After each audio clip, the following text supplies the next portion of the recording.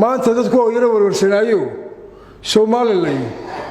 de waxa ku soo nabadii caalamka madax dhaqameedka war malaha maanta meeshii ciidamo noolaa oo ganacsatada iyo odayaashu waxay jilibka u aasteen 10 sano hawshii meesha ka dhacaysay ee dhiigu ka socday qofka meelaan iska fadhiyo arrintu waa la sahlan tahay arrinta nabadda marka la xidhayo ee la guntayo ummadda la heshiisiinayo dogobka meesha ka qiiqay xinjirta la bururinayo dadka magaalooyinka iska jooga wax la sahlan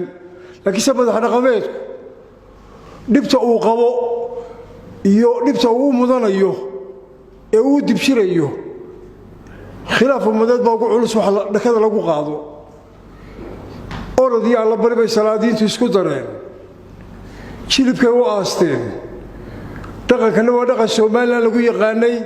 oo inu ku soo nabadii caalamaalnay oo inu dheernahay walaalaheena kale ee Soomaaliya jooga maadaama dhaqanku yahay